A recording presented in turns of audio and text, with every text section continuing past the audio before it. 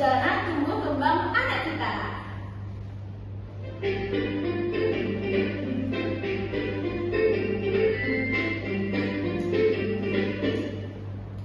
Perkenalkan, nama saya Sepia Wandari, host kalian episode kali ini.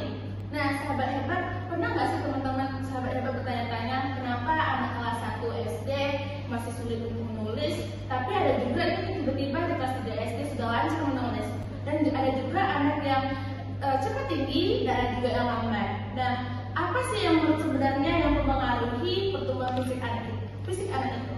Nah, hari ini kita akan mengupas itu sampai tuntas untuk hari ini. Nah, topik kita kali ini adalah pertumbuhan fisik anak di usia sekolah dasar. Nah, tapi tenang sahabat-sahabat hebat, saya tidak sendiri, saya bersama narasumber-narasumber hebat kita kali ini. Nah, untuk dengan penuh hormat nih, saya persilakan untuk pada Ibu Bintang. Terima kasih Sepia. Salam kenal untuk sahabat hebat semua. Di sini saya Bintang Ramadhani, guru sekolah dari salah satu SD 94 Pekanbaru. Wah, Ibu Bintang, saya tunggu nih cita-cita sebelumnya ya, Bu. Oke. Baik, dengan penuh hormat juga saya persilakan untuk kepada Bapak Hasdi.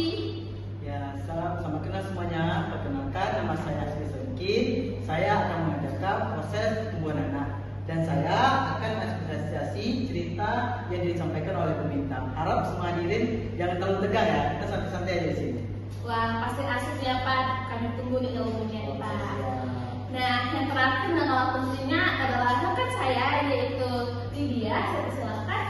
Terima kasih Pia. Perkenalkan, nama saya Lydia Anita. Di sini saya sebagai manajer audiens.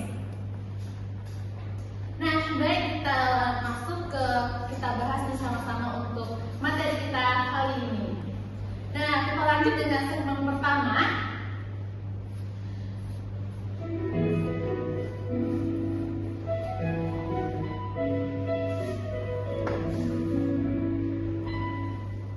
Nah, di sini apa itu pertumbuhan fisik nih Bu? Nah, kepada Ibu Bintang saya mau bertanya kepada Ibu. Dari pengalaman Ibu mengajar di kelas setiap harinya, sebenarnya apa sih yang dimaksud dengan pertumbuhan fisik anak Ibu dan ciri-cirinya nih?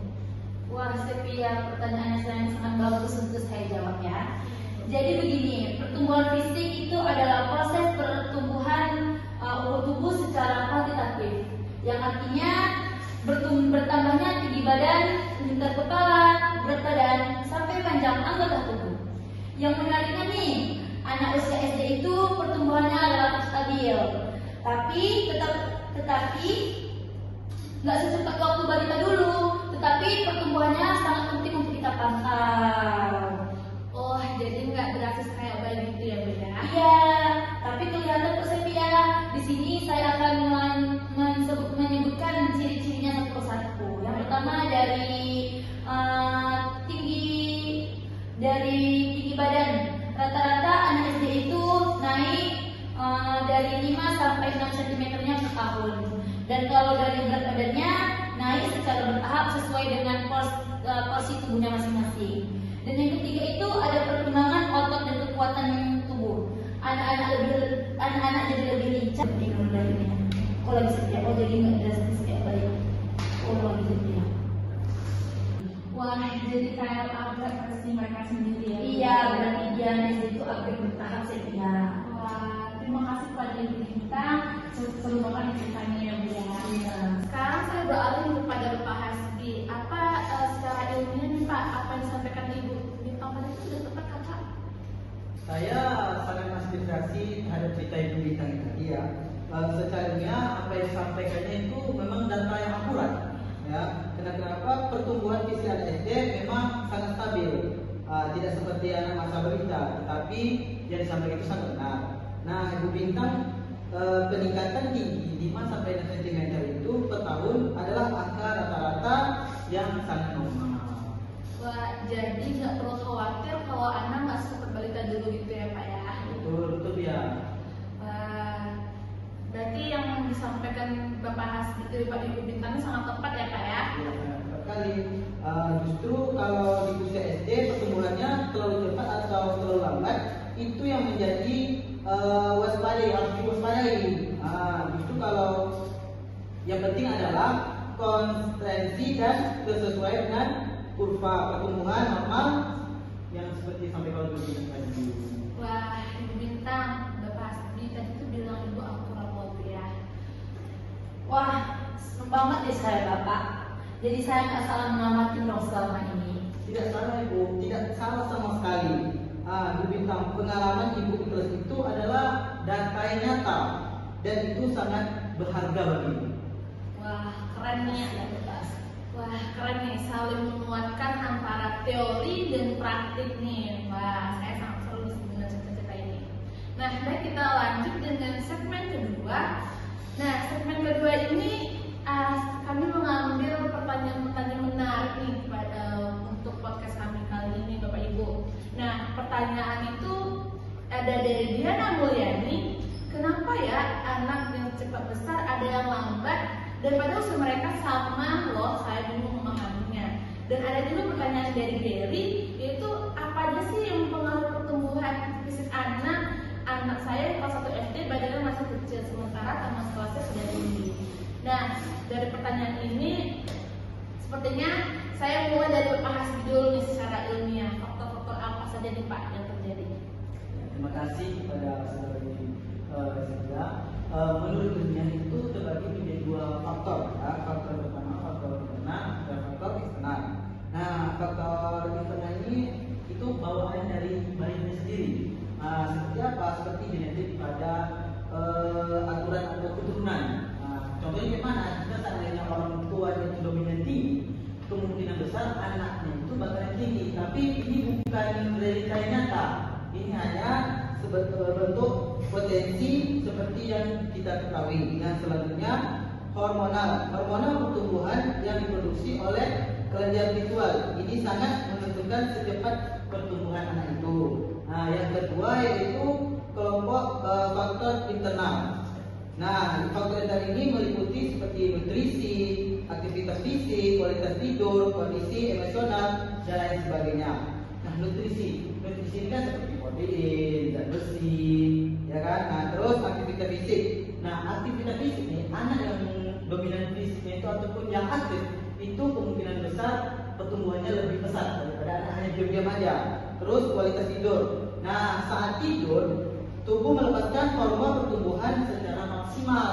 Yang ketiga kondisi emosional. Anak yang hidup dalam kasih sayang dan rasa aman tumbuhnya lebih optimal. Wah, banyak ya Pak yang terjadi ya Pak ya. Banyak juga yang Bapak jelaskan. Nah, yang paling sering yang diabaikan oleh orang tua itu menurut Bapak apa sih Pak? Dari pengalaman saya selama ini ya, yang paling sering diabaikan adalah kualitas tidur dan kondisi emosional. Kenapa? Karena banyaknya orang tua yang fokus ke gizi, protein. Nah, dan mereka tidak memperhatikan kayak kualitas tidur dan emosional. Kebanyakan orang tua kan hanya kayaknya anak ini butuh gizi, anak ini butuh protein. Mereka tidak memperhatikan kondisi tidurnya kayak mana, kasih sayang terhadap anak itu tadi kayak mana seperti itu saja. Wah, itu yang sangat penting ya Pak ya. Ya. Nah, Ibu Bintang nih, bagaimana di lapangannya Bu? Apakah Ibu setuju dengan penjelasan Bapak Hasbi? Saya setuju banget karena di sini saya punya dua cerita, ada dua anak di kelas saya. Di sini saya akan menjelaskannya ya. Di sini ada anak yang pertama nih, dia tuh aktif banget, makan lahap, tapi sering banget ngantuk di kelas. Ternyata dia suka main game sampai malam. Pertumbuhannya, dan disitulah kita nampak pertumbuhan anak itu berkembang. Ternyata untuk pertumbuhan anak itu berkembangnya sangat lambat. Dan kalau anak yang kedua ini, dia gizinya biasa saja, agak mewah. Dia tuh tidak mewah-mewah banget, tetapi orang tuanya sangat perhatian dalam perkembangan anak tersebut. Di situ dia tidur cukup, nggak stres, dan dia tuh lebih dikasih sayangi oleh orang tuanya. Tidak boleh main game semalam gitu kan, berarti dia dikasih sayangi orang tuanya. Jadi di situ kita bisa nampak perkembangan tubuh anak itu justru lebih optimal setia. Nah, Wah, jadi kasih sayang itu juga bagian dari nutrisi ya Pak ya untuk perkembangan anak. benar sekali. Itu contoh yang sempurna di Bintang. kasih sayang dan rasa aman itu bukan sekadar pelengkap dan faktor penting dalam pertumbuhan anak. Stres berkepanjangan bisa menekan nafsu makan dan mengganggu kualitas hidup. Akhirnya pertumbuhan anak itu menjadi terlambat. Wah, jadi kasih sayang itu juga bagian nutrisi ya Pak ya, untuk perkembangan anaknya Pak ya. Tepat sekali Sepia. Itulah kenapa dalam dunia perkembangan anak kami menyebutkan nutri untuk pengusaha yang penuh kasih sayang adalah nutrisi emosional yang sangat dibutuhkan oleh anak. Wah, saya dari itu terima kasih kepada Bapak dari Bintang. Nah, sekarang kita masuk segmen ketiga nih Pak, Bapak Ibu. Nah, segmen ketiga ini sahabat-sahabat hebat. Ini sekarang kita masuk dengan bagian paling relevan yang buat guru dan orang tua. Nah, itu adalah indikasi pertumbuhan fisik anak dalam pembelajaran sekolah. Nah, dari Bintang, saya ini mau Ibu menceritakan pengalaman di kelas Ibu.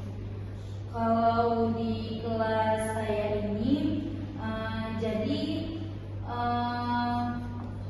yang pertama itu kemampuan motoriknya Sepia. Anak yang fisiknya berkembang baik, dia membutuhkan keterampilan motorik kayak menulis, menggambar, atau olahraga. Tapi anak yang motoriknya lambat itu butuh pendamping khusus nih. Misalnya, saya kasih pegangan pensil yang lebih besar nih, yang lebih tebal, waktu yang lebih lama untuk ngerjain tugas mewarnai. Kalau itu untuk anak yang motoriknya lambat. Tetapi kalau untuk anak yang kemampuan motoriknya itu stabil, jadi di situ kita agak menguji anak itu untuk menggambar, untuk olahraga kayak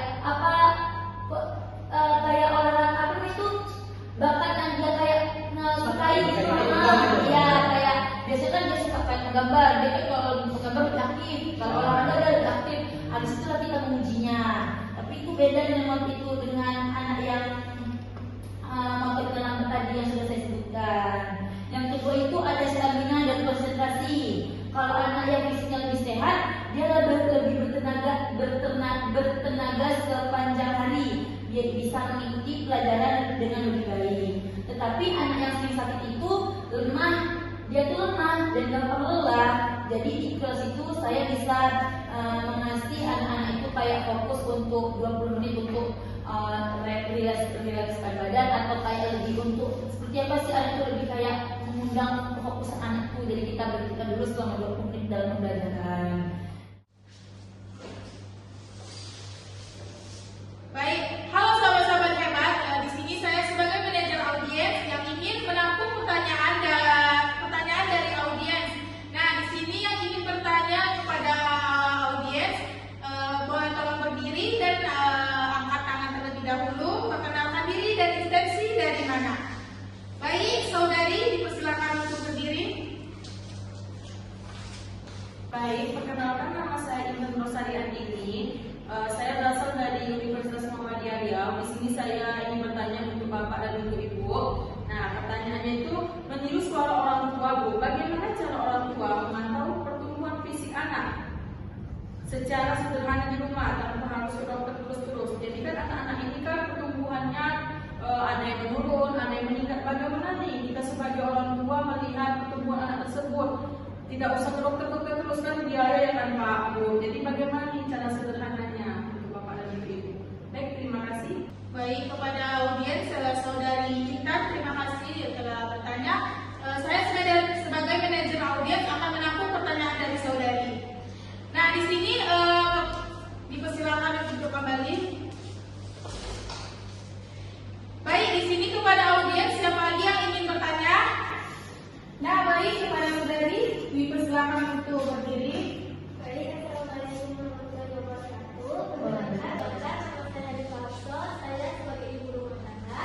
Di sini saya ingin bertanya nih, anak saya ini kan sering sekali minder karena tuh kakaknya pada tinggi-tinggi, badannya besar-besar, dia kecilnya badannya, jadi dia kayak malu minder gitu. Nah, bagaimana cara menyikapinya untuk Bapak dan Ibu? Baik, kepada saudari saya akan menampung pertanyaan dari audiens ya. Silakan untuk duduk kembali. Nah, pertanyaan sangat bagus nih dari audiens tersebut. Nah, saya serahkan kepada rekan saya Sepia Wulandari.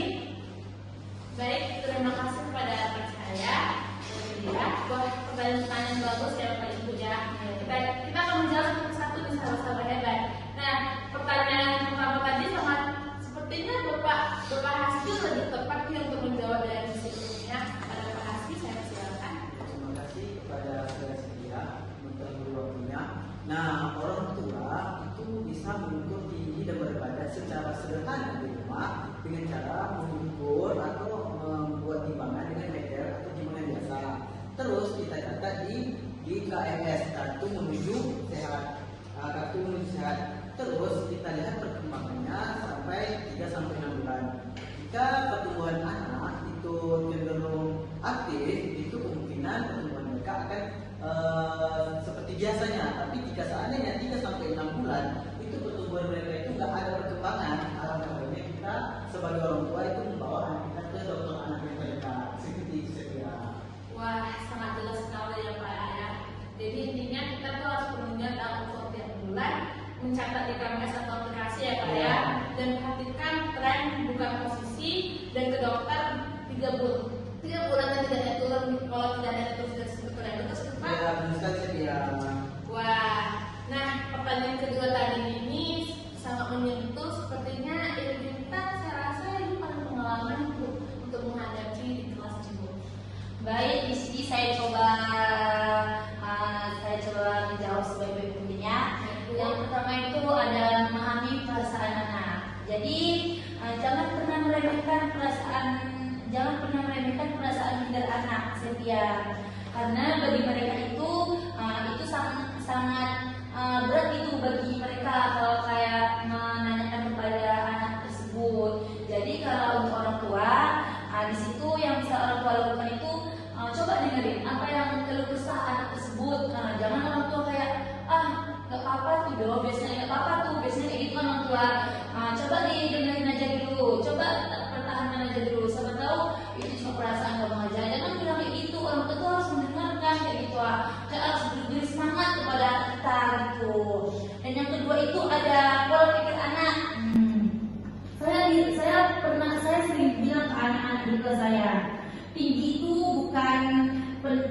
badan itu bukan penuntut. Nah, tadi sudah mendapat dari Pak Sirani. Sepertinya pertanyaan kedua tadi ini sama menyentuh nih pertanyaannya. Sepertinya saya rasa Ibu Bintang sama paling pengalaman di menghadapi ini di kelas itu. Pada Bintang saya silakan. Pertanyaan seperti ini sering sekali saya dapatkan atau saya dengar di kelas saya, di sekolah atau di kelas saya. Jadi saya di sini akan coba menjawab dengan sebaik-baiknya Ibu. Yang pertama itu pemahaman perasaan anak. Jangan pernah meremehkan perasaan minder anak, Setia. Karena mereka itu sangat nyata dan berat untuk menghadapinya sebetulnya. Jadi mereka itu kayak memendam kayak gitu, perasaannya kayak apalah kayak kita dikucilkan, diberikan tuh kayak kita tertekan gitu ya kan. Jadi di sini solusinya bagi orang tua tuh di sini kita cukup memahami aja, karena di situ juga bisa kita kayak dengarkan kisah anakku seperti apa. Jadi jangan kita sebagai orang tua paling perasaan kamu aja, kamu digituin, paling kamu cuma merasa aja kayak gitu. Jadi orang tua tuh kayak cuma bilang kayak gitu aja, bukan kayak mengasih solusi kepada anak itu, bukan kayak malah disemangati. Jadi kayak makin anak tuh jadi malas gitu, kayak mengadu orang tua yang karena dia udah gitu aja. Kayak mematahkan perasaan anak. Jadi anak itu situlah mulai minder juga. Dan yang kedua itu ada pola pikir anak. Jadi saya sering bilang nih kepada sama anak-anak kelas saya, tinggi badan itu bukan penuntun hebat atau penentu hebatnya anak tersebut. Di sini pastikan gizi, tidur, olahraga teratur. Yang penting itu peluk dia. Jangan lupa bilang kamu istimewa nak. Ibu dan bapak sayang kamu apapun bentuk tubuh kamu. Cium dia, peluk dia, sayang dia. Kamu itu hebat anak kayak gitu. Jadi anak-anak lebih dekat, lebih mau cerita dengan orang tua. Masa dihargai. Iya, dihargai. Wah, Bintang saya sangat menyangka dengan jawaban di tengah seharu ini ya Bu ya. Jadi intinya kita tuh pentingnya adalah mendengarkan dan memahami anak dan ubah fokus dari kehebatan lainnya. Jangan membeda-bedakan diri dengan teman yang lain. Dan juga yang terpenting adalah kasih sayang tanpa syarat. Betul ya Bu ya? Iya.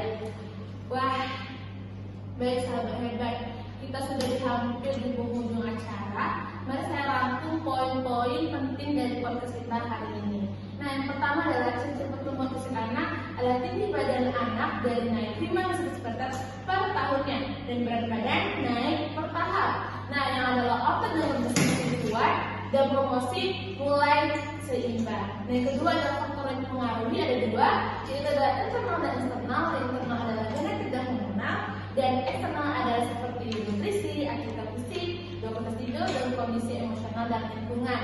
Dan yang ketiga adalah implikasi terhadap pembelajaran nih, yaitu mempengaruhi seperti motorik, stamina, dan konsentrasi.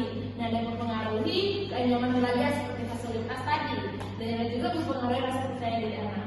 Nah, yang tips untuk orang tua dan guru untuk sahabat-sahabat hebat semuanya.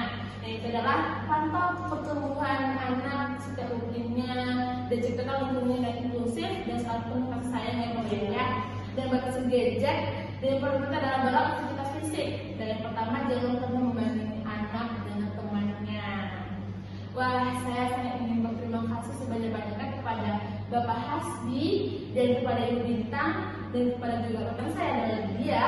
Dan tentu saja kepada sahabat, terima kasih juga kepada sahabat-sahabat hebat sudah meluangkan waktunya untuk mendengarkan podcast kita kali ini. Semoga podcast kali ini bermanfaat untuk kita semua, terutama untuk mendukung tumbuhnya kembang fisik anak-anak Indonesia agar kuat dan sehat dan bahagia ya Bapak Ibu ya.